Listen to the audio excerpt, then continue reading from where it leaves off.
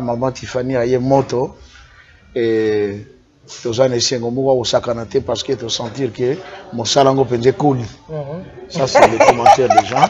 Okaye kolela este makile kotanga ezali kambwa lelo te banda utakala papa Kisimo Kimbangu atiki bana awa yakatisi na ngambo ya Brazzaville mais awa kolela ezotoka tomoni ba chef ebele ba bimi moko bimi na mbandaka alobi ke akosisa guerre wana na minute azali to solandi azali na banjoi baka papa rabiso wendo sol soki kolosoi tosangi mai solo na mai tosangi alors que tanga pembeni. Vous voyez maman Tiffany. Donc ce pays c'est la République démocratique du Congo et on dit bien ce peuple sera abandonné. Mais les nous sont clair, est-ce que ça soit Goluka que biso ba Congolais tous abandonnés? Na pas ba preuve maman Tiffany. OK. Nous sommes agressés mais nous sommes un pays sous embargo. Comment se fait-il que tu allais agresser mais tu as embargo? La première des choses qu'ils allaient faire, c'est de lever l'embargo de la République démocratique. Merci Nazian, papa. Oui. Esaïe 18. Pour la technologie, on y a kalawana. On nous a formaté. La terre tourne autour du soleil. Moi je dis faux. Depuis quand si tout le monde a changé de position. Quand j'étais à côté, le gouvernement est comme à côté. Le poids de montagne. Je vais vous révéler des choses. Au président de la République, Ndinini a déclaré guerre contre Rwanda. A salué la sagesse. Vous savez ça? Ce que la République démocratique du Congo entre en guerre contre le Rwanda. Maman, donc aussi dans la seconde.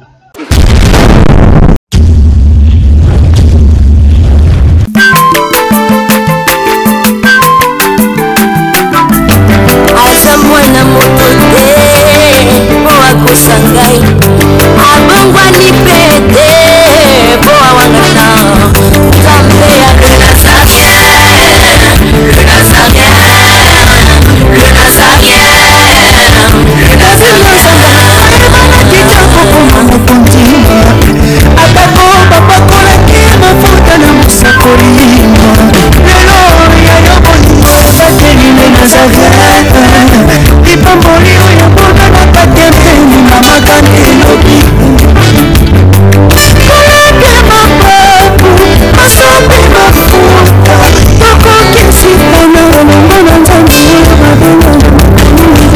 Par l'abondance du cœur que la bouche parle. Shalom et bienvenue chez les Nazaréens avec maman Tiffany Mokwa, le duo. Hein, c'est duo de maman Tiffany et papa Joseph Kikonga. C'est chaud. Aujourd'hui, l'actualité nous oblige. On a invité ce au côté vraiment la prophétie à papa Simon Kimbangu. Tozana yango kaka mais on a invité ce vraiment au Komawana. Derrière la caméra. Et j'allais dire que c'est Alain Kiakala Giramokwa qui vont nous balancer un cantique pour accueillir cet homme de Dieu que vous aimez beaucoup, nous aimons aussi beaucoup, Papa Joseph. Hein?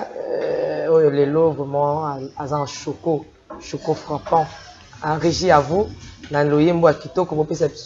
J'ai dédié d'ailleurs ces cantiques à Papa Guy Labal, à ce couple, et Lauriane Labal depuis l'Afrique du Sud, le parent de la princesse Tiffany Labal là, en Afrique du Sud. Ma sœur à moi-même, Neka, depuis les Issa. Depuis les Issa, je t'aime beaucoup. Maman Foura Tabou depuis les Issa. Pourquoi pas Maman Betty Kokelea. Je vous aime beaucoup. Suivez ces cantiques et on se retrouve juste après. Et j'y à vous.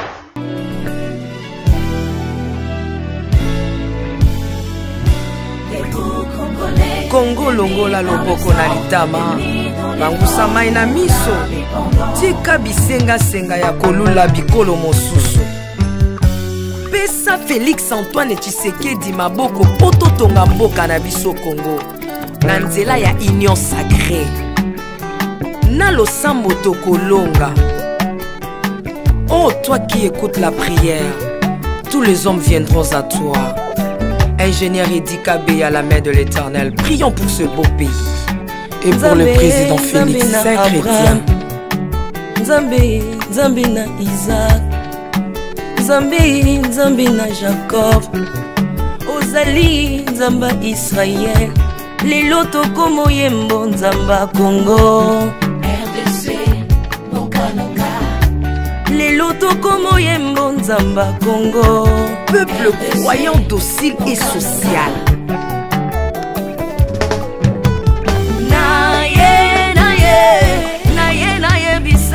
Makambo Salina Bokondia Mboka Nanga Congo, Congo. Selon Luc 1,52. Tu as renversé les puissants de l'air trône, mais tu as élevé un homme au Congo. L'incarnation de l'espoir de tout un peuple. Salomon de notre temps.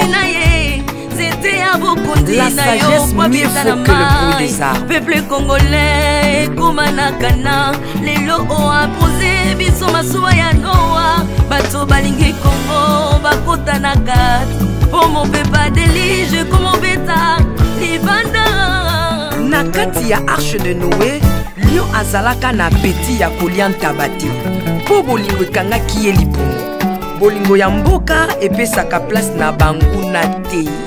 Pasteur Ami Daniel, ça c'est la sagesse.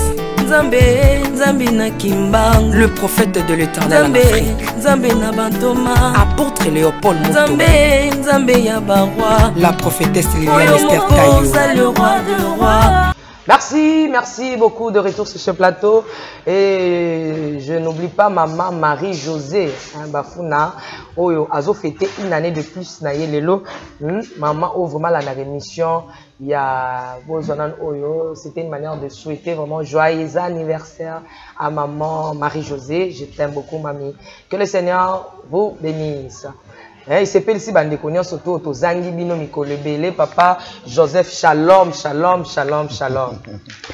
Shalom, bonjour, merci. Comment vous allez? Oui, je vais bien, par la grâce de Dieu. Ah, papa Joseph, tu as attaqué. Oui.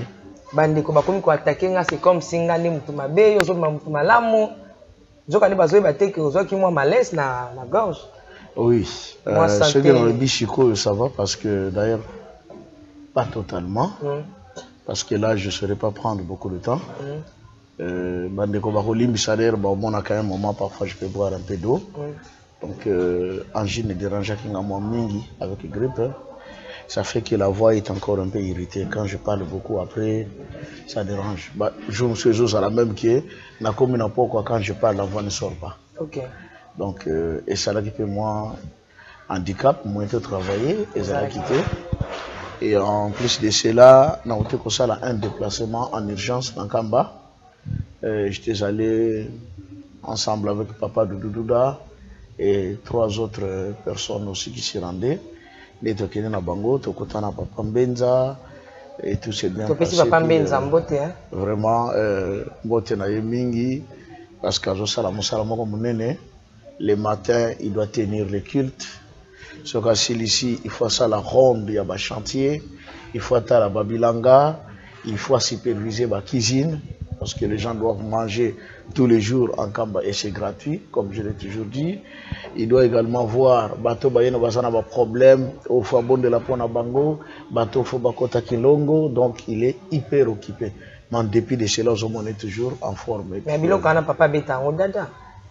Oui, papa beta kango, il est pas beta parce que basala ka bango balé. Lui, il est au Babengi Fumambandra, c'est-à-dire le chef de la cité sainte. Mon conduit à Nouvelle-Jérusalem. Tout ce qui est Kamba, c'est lui. Tout ce qui est... Il est aussi de la famille Kimbangi? Oui, oui, il est le frère consanguin de papa Simon Kimbangi.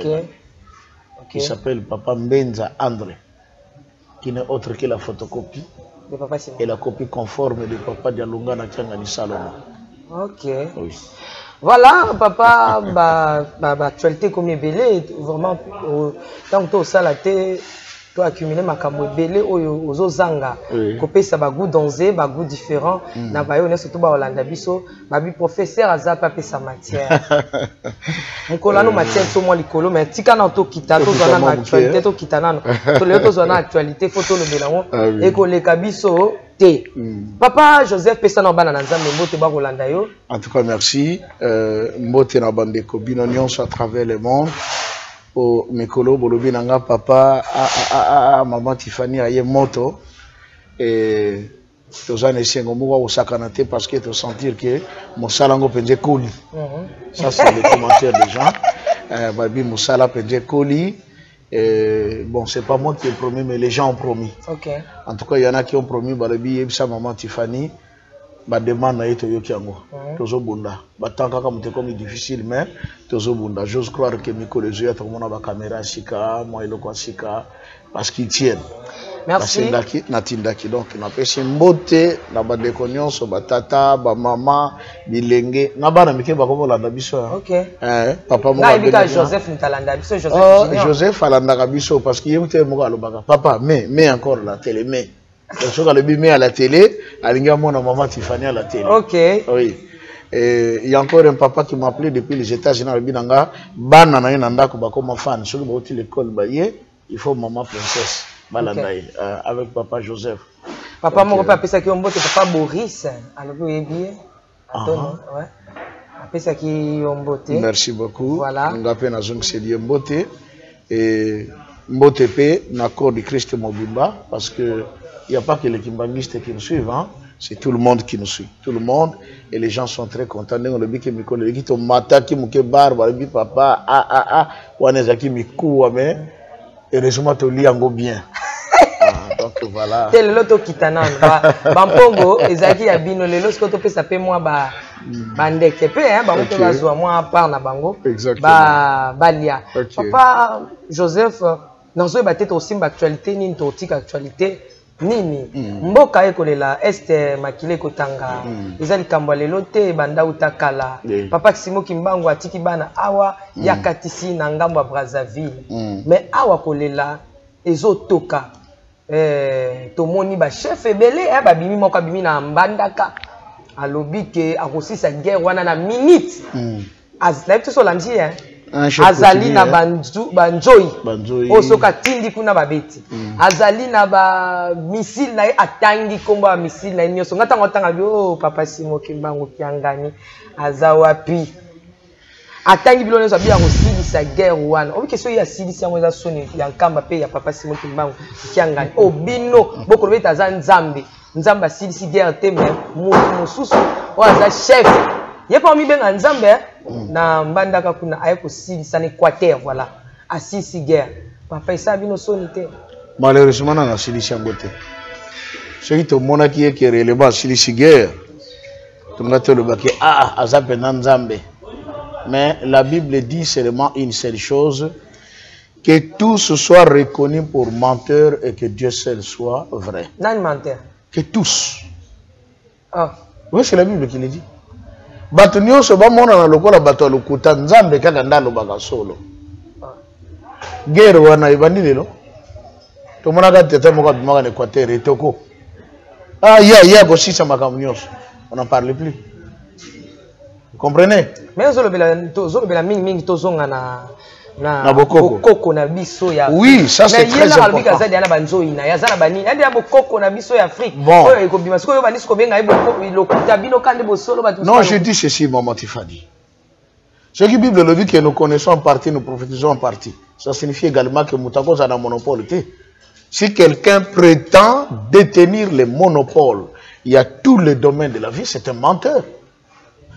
Parce que l'homme est limité. Nene ga yo mutu moko ozana nzoko, yo mutu moko ozana crocodile, yo mutu moko ozana serpent, yo mutu moko. Non. Le seul qui est tout dans un tout, c'est Dieu.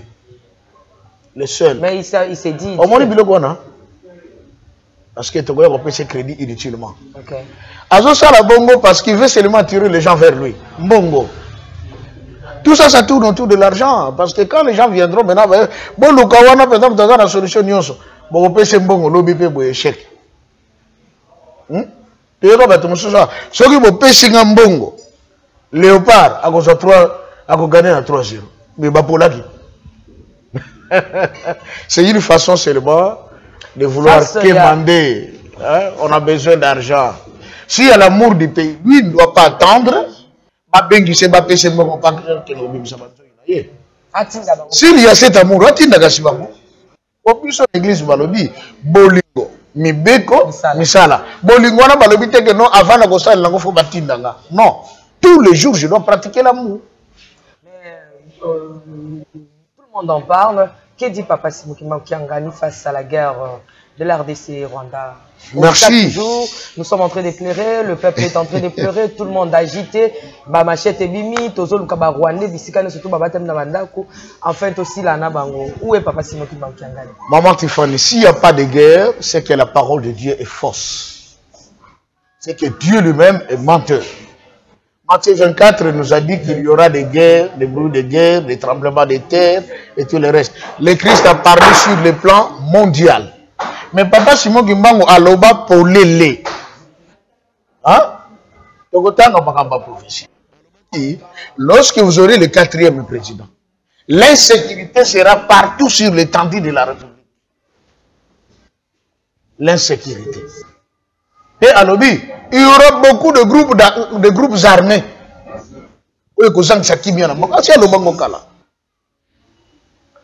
Et le y a caté par hasard.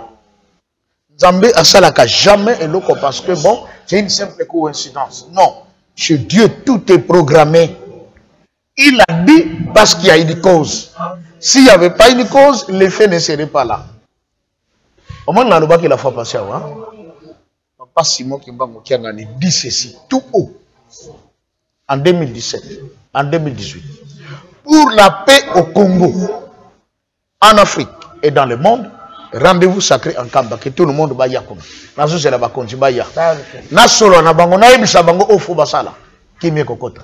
Bakendate. Liloba o Papa Simon lobi na o papa na mbandaka lobi différence zani. Ye pa lobi po na kimi kota ba kende pa na yeba lukae. Papa Simon pa bi pour la paix ba ya kuna na Kamba. Mais bakenda pété. Comprenez? Bakendate.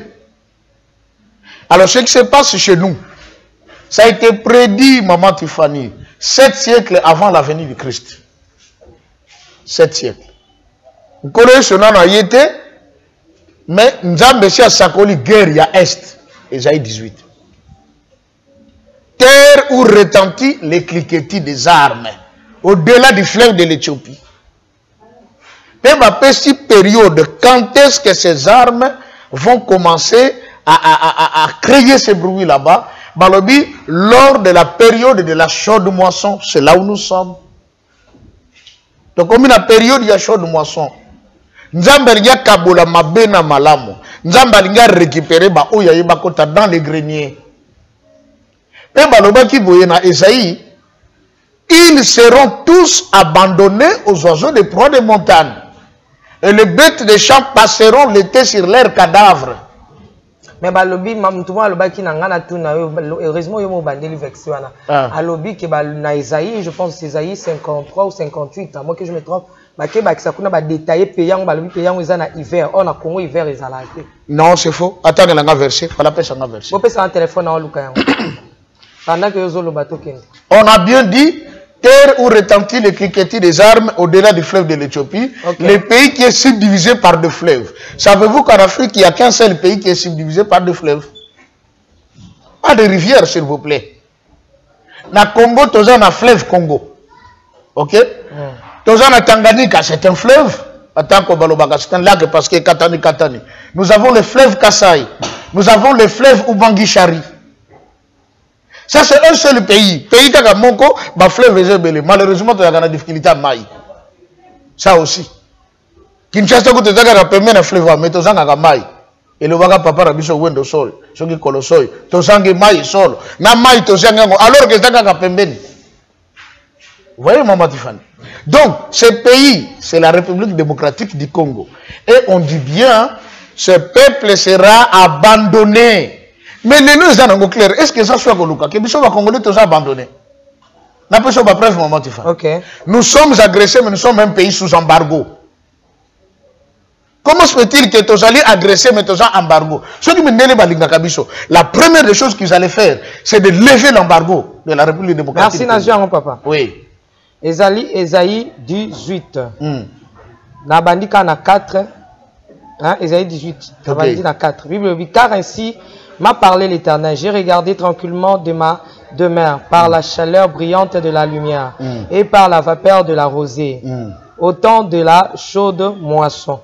Mais avant la moisson, quand la pousse est achevée, quand la fleuve devient un raisin qui mourit, mûrit, voilà, qui mûrit. Il coupe les serments avec des serpes. Il enlève, il tranche les cèpes. Ils seront tous abandonnés aux oiseaux de proie de montagne et aux bêtes de la terre. Les oiseaux de proie passeront l'été sur leurs cadavres et les bêtes de la terre y passeront l'hiver. Merci. Celui qui parlait, c'était un prophète. Ce n'était pas un géographe. Hiver a je sais ce que je veux dire. Au moins, là, maman Tiffany, moi j'aime ça. Moi j'aime ça. J'aime ça. Ok. Tant que Isaïe a prophétisé, on sous-entend qu'il est en Asie. Lui, il voit le climat qu'il y a chez eux. Moi, na malili. Mais bisope zalakati. Tozane langa, to continue langa. Mali les bandits. Savez-vous que de tous les pays africains, excepté l'Afrique du Sud, il n'y a que la RDC et si quand neige koya, moutako sa la ski, na est. C'est de l'hiver. S'il ne connaît pas, il a qu'à s'informer. Attends un cours à géographie bien. Le seul pays de l'Afrique, après l'Afrique du Sud, il n'y a que la RDC na hiver, na est. Mali le koya kuna neige qui t'a kabatu babeta ka ski. Mais toi, on a des saisons. Non, regardez. Géographiquement, nous avons la saison pluvieuse et la saison sèche. Mais, comme ça n'a été maman, Bisso, moi en tant que Congo, je te dirais que Mundele a kosa ki Bisso. Oui. Non, parce que j'ai des preuves. Ce qu'on nous a amené, regardez, vous savez le grand problème c'est quoi? Laissez-moi vous dire une chose vraie, maman Tiffany. Ma classe nyonso totangaka pour être formaté. Totangaka pour être formé. Si on était formé, on allait être au même pied d'égalité que les blancs. Mais par conséquent, matière oyo bandeko baye kolaka na 1980, soki na université, yango bana bose kola lelo. Alors que les réalités de 1980 ne sont pas les mêmes en 2022. Mais ce qu'on a poto, l'école, les études se modernisent en fonction du temps. Bisokaka cours ya technologie o ya kalawana, yangoka bape sakatilelo. On nous a formaté. Ba yeli biso ba théorie otondima. Na peso preuve mususu. La terre tourne autour du soleil. Moi je dis faux. Depuis quand si tout le monde a banda qu'on a biso changer position. Mais la Bible me dit, du soleil levant au soleil couchant, c'est l'Éternel qui est Dieu. La Bible reconnaît que le soleil se lève et se couche. Le soleil descend avec un mouvement, pas la terre. Moi, nous a fait croire ça, on a gobé. Ce qu'on y a dans la classe, ce qu'on comité que la terre tourne autour du soleil, professeur a pêché zéro. Donc en matière, on va répondre ça le coup. Il y a même la théorie, non, il y a un point hémisphérique à partir duquel la Terre est en train de tourner autour du soleil. Maman, on dit tourner, quelque chose qui tourne n'est pas statique. C'est mobile. Si la Terre tournait, il fallait porter un andak. L'obikuna, tu as un. Mais pourtant, depuis mais on a cru que la Terre tourne. Quel mensonge. Mais la Bible me dit le soleil se lève et se couche. Barobana a solution que la terre elle est ronde comme un globe. C'est ça la réalité, non? Le bako te la kaboye, ma Bible la kaboye. Or badna goûter ça la kaboye. Quel est le problème? Ngana yoto lati linette. Oya miso. Ndenge to lati ba linette boye. Linette o bachaka na kati ya caméra. Ba vitre wana mibale.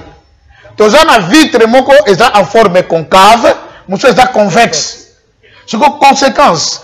Tout regard placé par un miroir concave et convexe a toujours tendance d'arrondir la chose qu'on regarde. Il y a un moment où une caméra, aux yeux à ta drone, Matissa Kolikolo a filmé surface. Au moment où côté monsieur Banda comme le gros nassé. Et ça fait du miroir. Et on a crié. Ah, la terre, elle est ronde, c'est un globe. Quel mensonge. C'est comme ça comment Esaïe 18 osent reconnaître qu'Esaïe Mundele. Esaïe tango a commis, Azaki Mundele était. Esaïe n'était pas blanc, Esaïe était noir. Atalaki ni na bango côté yazalaki kuna. Non, dans Esaïe 18, ils passeront l'été et l'hiver. C'est-à-dire, ils ont fait sa position en battant, le temps chaud et le temps froid. Ce n'est pas seulement l'hiver dont on parle comme tel. Esaïe hiver, tu m'as dit, na terre, il y a chaleur. Batouana, bako passer ba cadavre, bako passer vina bango le colon ba cadavre maman. Vous savez qui na STT? Donnez-moi un seul pays le lo oyo, on va tout ma batu ko le ka RDC. Na utu ko tele loko moko ça m'a fait très mal hein. Batandi pendant mi tout ya batu o bakati, basala ngo serve. Ça se passe au Congo. Je l'ai dit, Esaïe Lobi, ils seront tous abandonnés aux oiseaux de proie de montagne. Je vais vous révéler une chose. Au président de la République, Ndengenini a déclaré guerre contre Rwanda. A salué la sagesse. Vous savez ça? Ce que la République démocratique du Congo entre en guerre contre le Rwanda. Maman, donc aussi là, dans seconde. Ça, je dis la vérité. Nous sommes un pays sous embargo. Le Togo sommes en Bindukiti. Ce que Rwanda est un petit pays. Mais si manaye banzoko, biso ba Congo tolo bakaboy. Soko moni mwana soso akomi monene na vimbi na nzungu. Yeba de mama na sana se. Pour moi na soso vimba kana nzungu te. Papa. Je n'en a fongolelo ko comprendre. Mwana soso vimba kana nzungu te. Soki nzungu tondi mwana soso, mama muto sana se. Rwanda za muke. Soki zo vimba pona simane ba mama baza ni ne. Na 97 ans to kanga ba na maboko to zana minduki te. Oye bango. Limbisa te. Mais si la déclaration de guerre, pourquoi le président ne fait pas la déclaration de guerre? Parce qu'il sait politiquement, s'il déclare la guerre contre le Rwanda, qu'est-ce qui va se passer? C'est que Rwanda a combattu la communauté internationale. Nazamboka muke, mutumuna na lega bundi sangai, boya kosungangai. D'ailleurs, secret dimi que Minduki va sortir dans la Ukraine, et ceux qui ne sont en Ukraine étaient, et ceux qui sont en Rwanda. Il y a un musée tout est. Mais là, qui est? Avec le Rwanda, il y a un coach. Il y a un Maman Tiffany. J'ai entendu certains officiels, armés balobi boye, tous en munitions. Ce que c'est la déclaration de guerre. Rwanda a cause à port, il y a Amérique, il y a Israël, il y a Angleterre, il y a la France, il y a la Suède et tout le reste. Ce que yo yi a kotonda na bibundeli biso toza na ngote parce que nous sommes sous embargo. Il y a mon président Zolukake a qui est dans la négociation politique, diplomatique.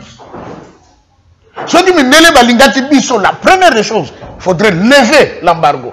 Bon, ce qu'on a nité biso pe piyam nene, to déclarer guerre to qui na sima na bango, to yebalingi ko négocier guerre mandato c'est comme on a mis. On a même ma politique métier ko lobe la politique. Merci tika tokota papa Simon Bango azali na Braza pendant que bana na ye awa baolela. Pour lelo ce Congo est tombé, c'est qui Kimbangi c'est pas tombé. Bino ils attaquent Jérusalem kamba ba olongola ngwe matili kolo et ozaka na fait.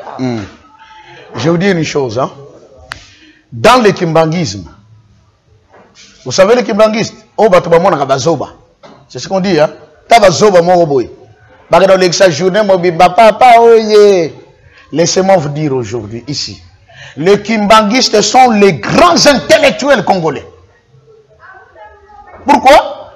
Ils vivent en avance de beaucoup de gens. Bagimbangistes bayebi makambo ko yatina ba 2050. Mais donc tambra mangomba to tuna ba to bayebite. Mais bango bayebi. Ils ont été informés. La phase a changé. Phase Bongwani. Les choses ne sont plus telles qu'elles étaient dans le passé. Tout qui m'bangiste et sigaza zo sepe la. Pas dire que non. Autobano c'est la tanangweko. Ça signifie quoi?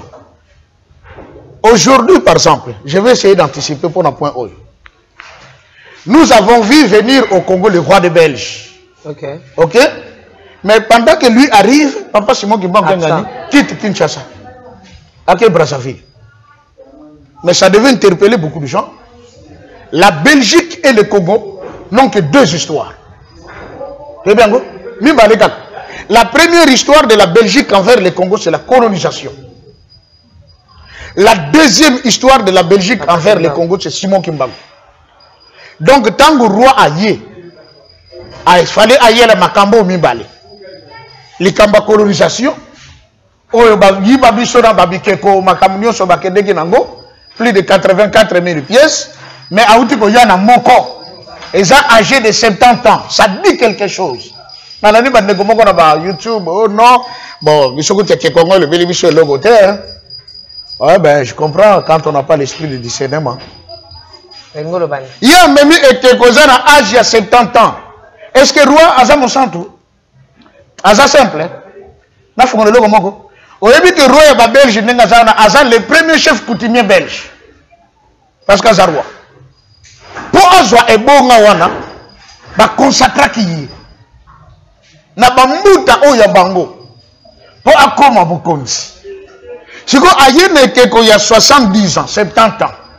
Aye ko zongsa na Congo le bi à titre symbolique pour biloko muso bazwa ki ezoya. Or, les enfants d'Israël ont passé 70 ans Yaboumbo, Yami Balé, na Babylone. Basala qui 430 ans en Égypte et 70 ans na Babylone. Après deux Boumbo, Balobele le sous Boumbo Yabana Israël. Congo, Tozalaki d'abord Boumbo, Bazote Kabiso le Kona Bibouele. So ok na Belgique, maman, on avait fait les os humains.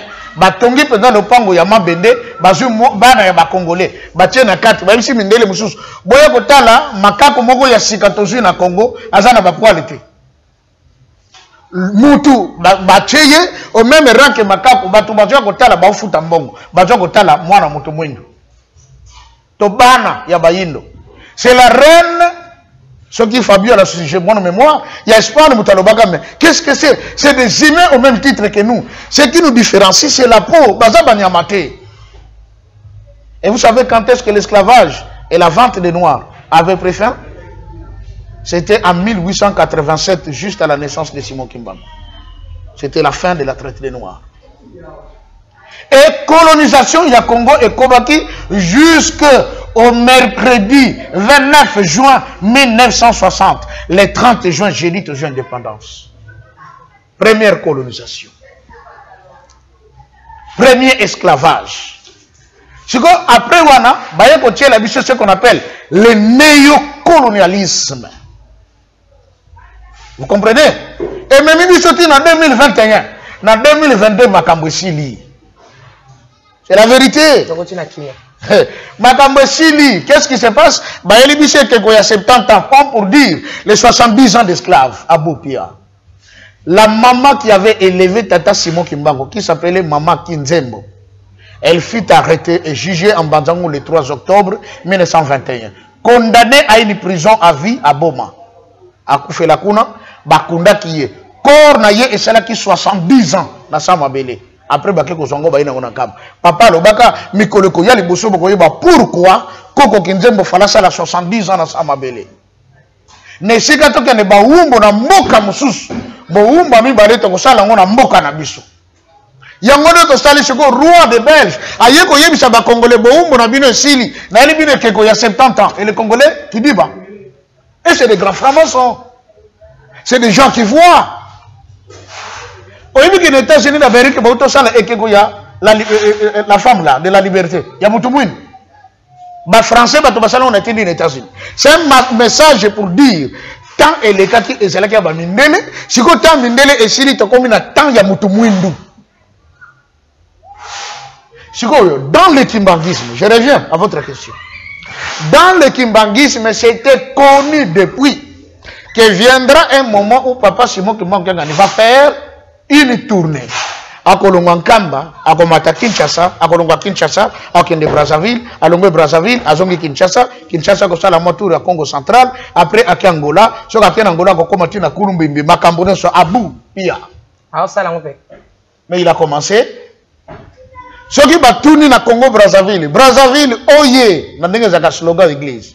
Barabaka, oye. Brazzaville, oye, oye. Congo Brazzaville, oye, oye, oye, et Bandeli ya Makambo. Et Bandeli ya Makambo. Tangu bakanga Papa Simon. Bayene na Kinshasa. Ba militaire balobi to longone awa. Tina katanga musika boy. To sila na kaka na ye. Bake na chani metal. Basali si tono. Okene kokuta ngona musée. Oh bakotaka Tata Simon Kimbangu na kati. Na mungu na basid. Na ba morceau ba bouteille. Basoude tono babwaki na mai. Babandi ko landangoti na tourbillon ezaka na lutendele babike na tourbillon wana tono ni ko kota kuna na c'est piu allez histoire ke mbango pe na biso si. Tango bakoma wana tono ebeti tourbillon ekoti wu babia ah tozuye. À la seconde, Simon Mbango yeyo sur l'eau. Abando tambola likolo mai tono tika likona na sei.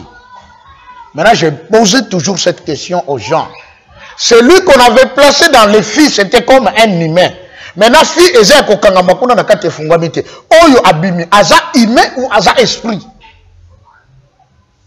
Et tant qu'abimi, la première des choses, abaluki abano kene, nzela Brazzaville. Na kene rutende le 20 reprises. Je connais l'endroit. A comité pemeni y arrive à Brazza.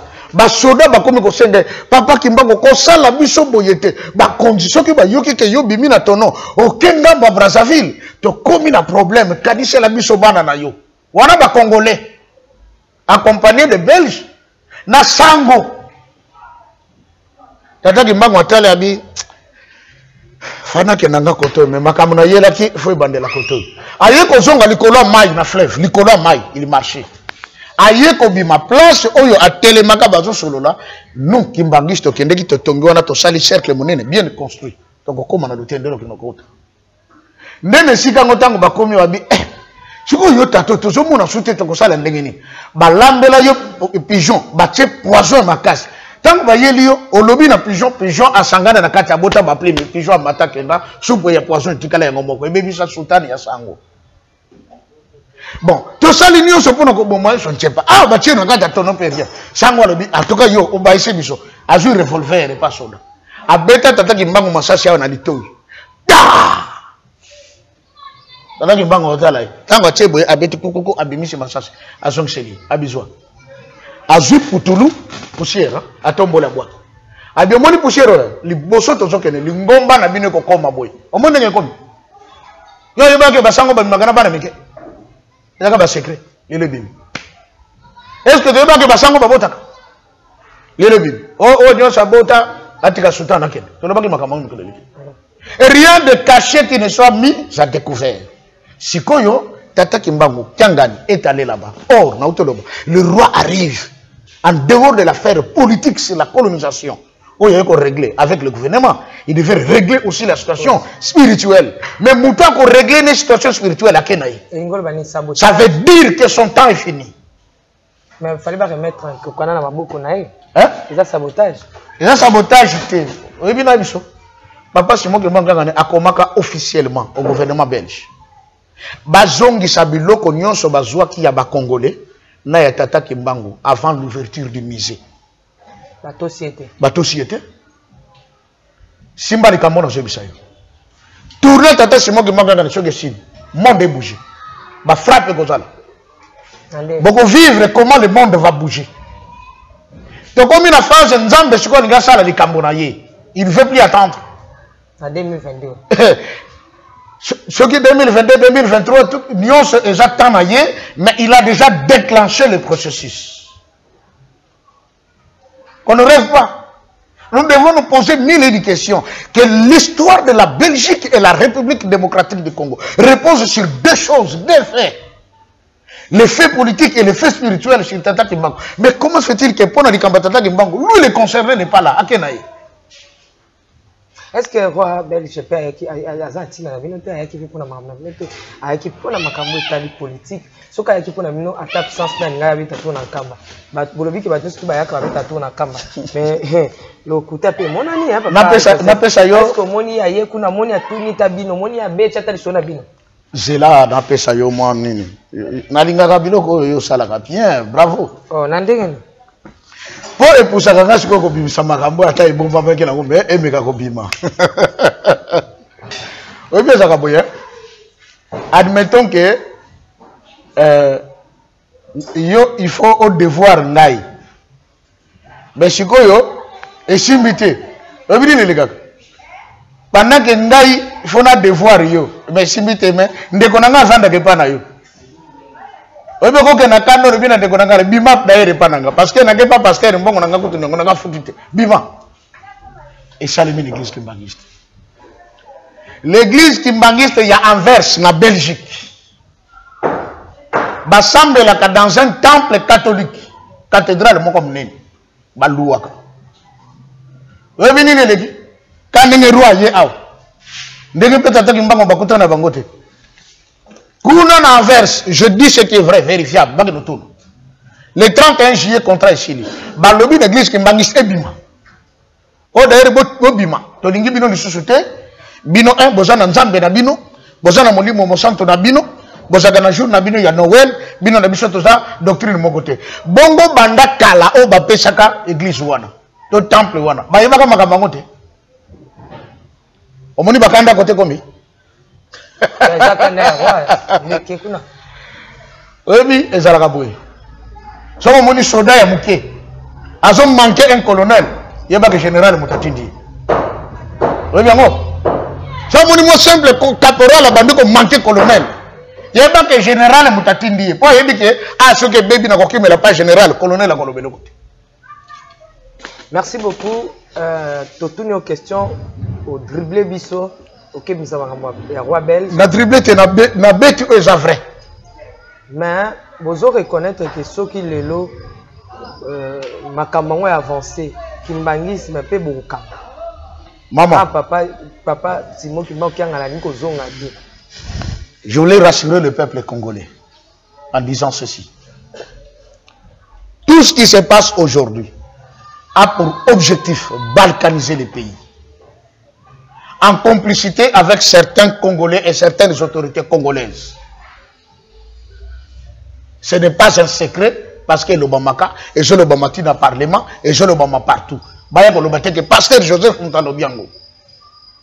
Mais je peux vous rassurer que Tata Simon Kimbangu, né au Congo central en Kamba, où il a commencé l'œuvre, arrêté là-bas, Bassambissi dans Banzangungu, à l'équipe par Kinshasa, Bandung, Équateur, province orientale, Grand Kivu, Katanga, Kasai, Bandundu, Kinshasa, Congo central, Nkamba Kego Vanda Libela. Les pays, ils ont la carte de Koutanaï. Bateau bazo kota wana biso bakimbangiste to seka bango. Tout seka bango bakota parce qu'il y a une armée de Tata Kimbangu non était limité.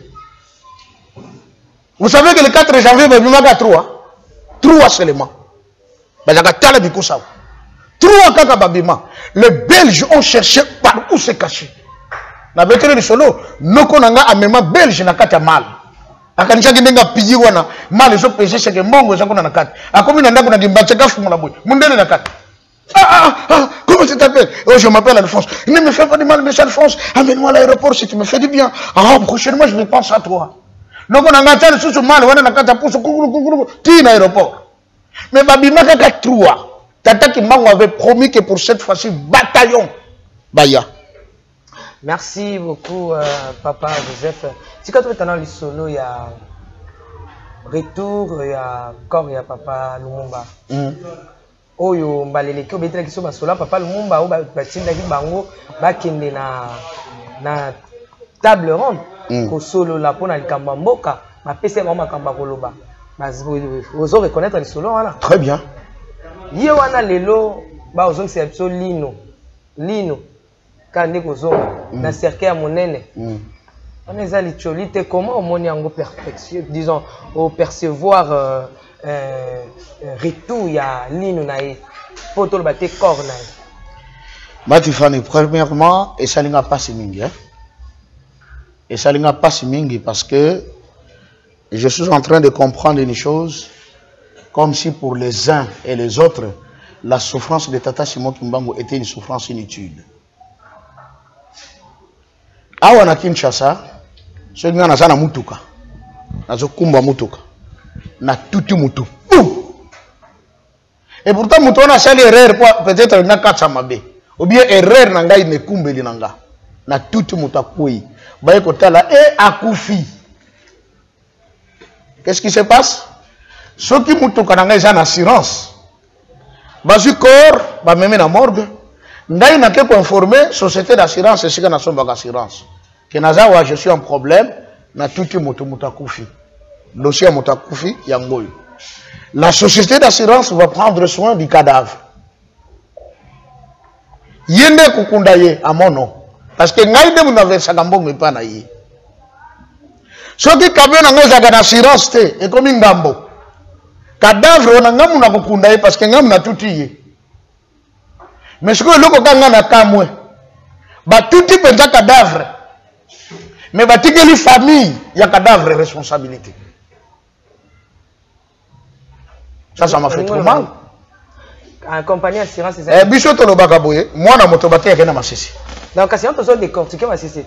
Yesu pas ndol mais avec masisi mais so akoti na chambre na ba ekoli na zo panza tete. Ba nani ba bomaki Lumumba, ba Congolais bien ba Belge.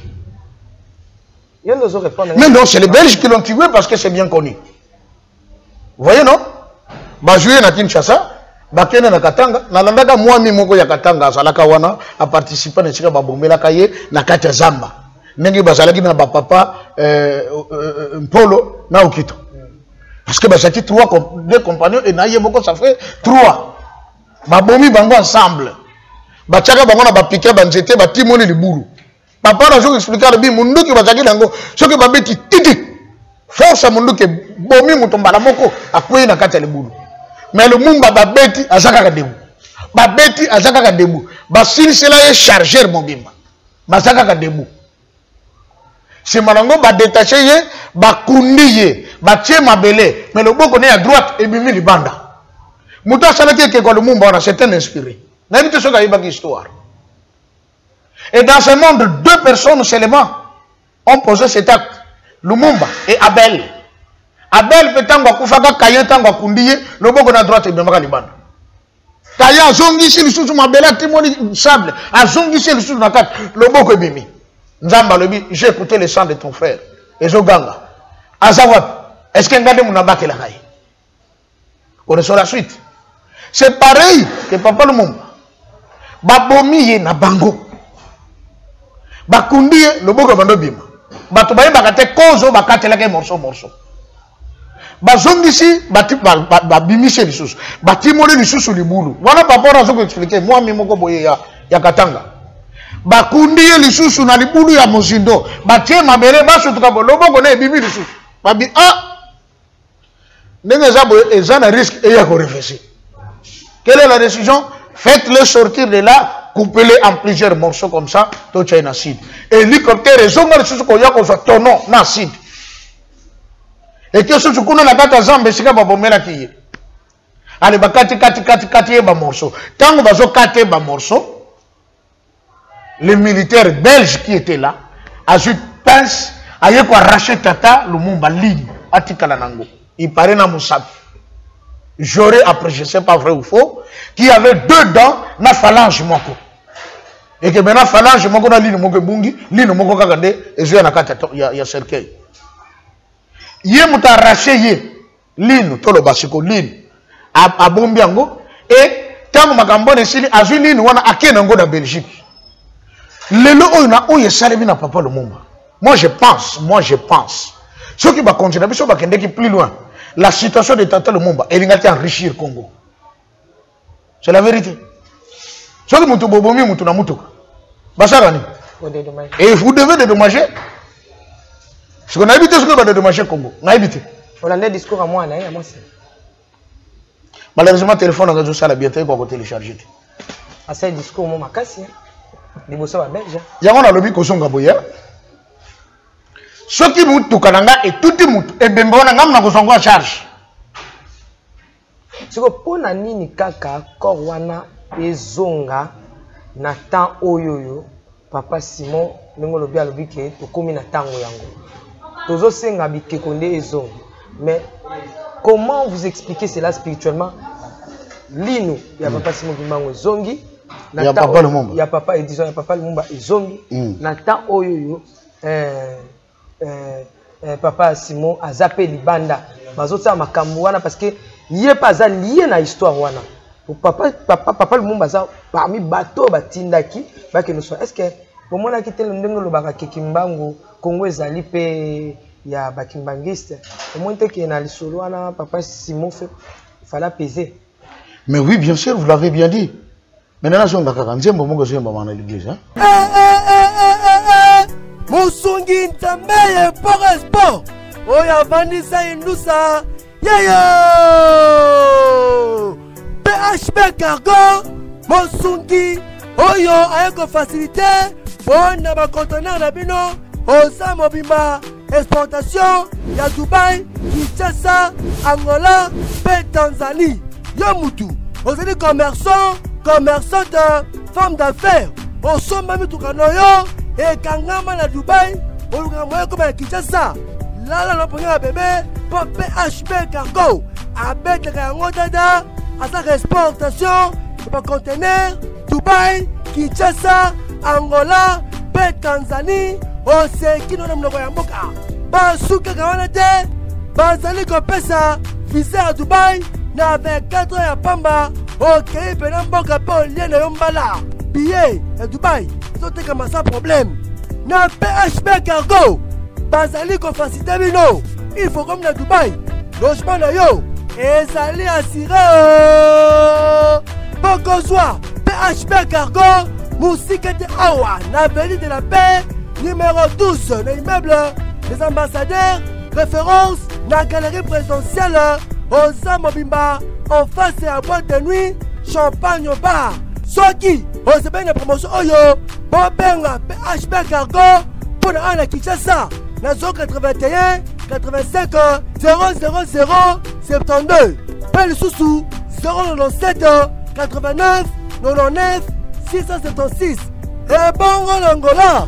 Plus 244 92 48 016 82 et bon Dubaï plus 97 15 47 70 86 24. Ah PHP Cargo ma voisin bon mais la paiement pour son idée hein.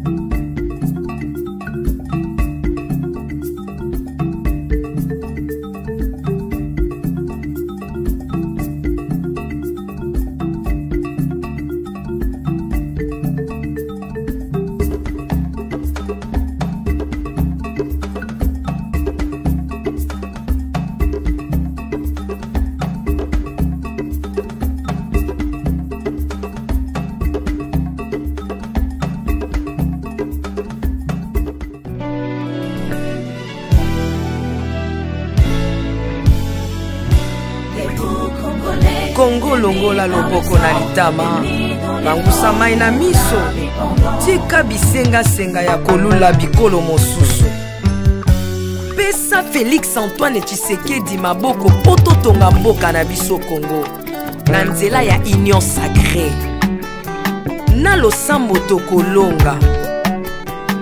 Oh toi qui écoutes la prière, tous les hommes viendront à toi. Ingénieur Edi Kabé à la main de l'Éternel, prions pour ce beau pays. Et pour le président Félix Saint-Chrétien.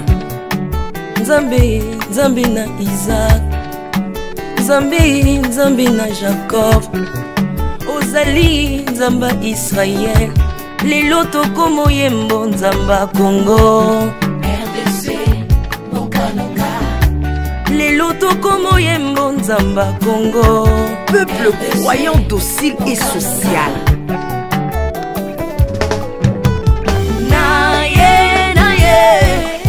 Naye bisayo makambo sali na bokonzi mboka nanga Congo, Congo. Selon Luc 1,52. Tu as renversé les puissants de leur trône, mais tu as élevé un homme au Congo. l'incarnation de l'espoir de tout un peuple, Salomon de notre temps. La sagesse mieux faut que le bruit des arbres. Peuple congolais, Koumanakana, les lots a posé, biso masuwa ya Noa, bato balingi Congo, bakota na kat, pour mon pepa délige, comme mon bêta, libanda. Na kati ya arche de Noé, lion azalaka na peti ya kolia ntabate, po bolingo ekangaki ye libongo. Bolingo ya mboka epesaka place na bangu na te. Pasteur Ami Daniel, ça c'est la sagesse. Nzambe, Nzambe na Kimbang, le prophète de l'Éternel en Afrique. Nzambe na Bantoma, apôtre Léopold Moto. Nzambe, Nzambe ya Barwa, la prophétesse Liliane Esther Tayo. Le roi de roi, Yondo Zalaki na David, Yondo Zalaki na Salomo, les lotos comme mono Kachafati. Les lotos comme mono Kachafati. Mboka soki ekambami na bana mboka ya solo oyo balingi mboka ekole komaka terre promise. Pasteur Koutino, Mamebi Koutino, Accent Mongo Baba. Bolingo na yo na mboka ya Congo, lelo o imposé biso masuwa ya Noa, bato balingi Congo bakota na kati. L'Afrique a la forme d'un revolver dont la gâchette se trouve au Congo. Mwambi Wanzambi, Alpha Lukau, Lomba Bwadji Tungaje. Maman Denise Nyakero Tshisekedi, Consessi pour papa. Acte 24, verset 3, Kodambo Kanangai.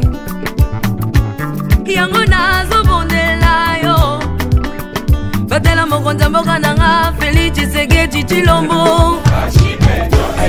Mwambi Jean Oscar Kiziami na Kibila.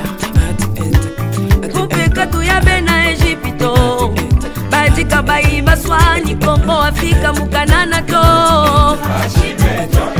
Mwambi wa Nzambi Marie-Josée Afoka. Lelo Kongo ezwi mokonzi oya lingi yo Nzambe balingi mboka nanga. Yesu Masia tokozongisela yo nini mpona bolingo na yo na mboka ya Congo opesi biso ya malonga. Basali na yo bapakoli ye mafuta, ndengo pakolaki bakonzi mafuta, ndengo pakoli mpe mokonza mboka na ngai. 32 plus 18 epesi 50, nano asali 50 atandeli. Yesu na Congo, Congo ekobonga kaka. Mwambi Roland Dalo Mwelamani, Mwambi William Tindwa Kapanda, Jacques Kangudia, Congo eza Mwambi wa Nzambi. Este ya Congo eza eteni moko ya nzoto ya Congo. Pasi na bino eza pasi ya Congo moko. Ekibela na biso nyonso na Congo eza kaka Yesu. Mwambi Jedeo Lumana, Mwambi Marcelo Tunasi Mwenamani, Mwambi François Mutombo, voici l'homme Mwenamani. Pona bokonzi Congo azwi na Union Africaine yaka to célébrer. Okoki kozala na tendance na yo kasi oyo eza likambo ya mabele célébrer. Mwambi Godempo, Mwambi Tambuluko, tu as un Mwambi Jean Bosco Kindomba, Israël Lamani, le pasteur Freddy Odiembo. Voici comment l'Éternel a tendu sa main dans mon pays en nous donnant ces bons présidents Félix Tshisekedi.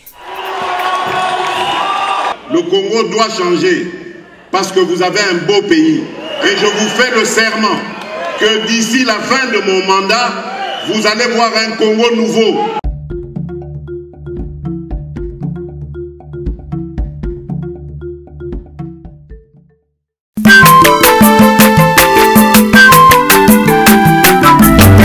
Aza mwana moto te po akosa ngai, abongwani pete po awangata Nzambe alela zake.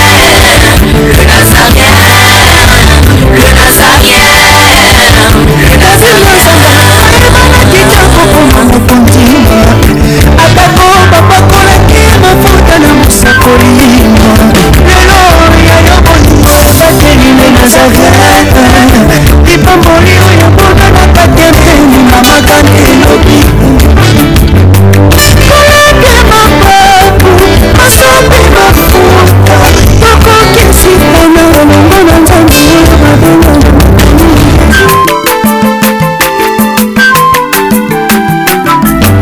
aza mwana moto te po akosanga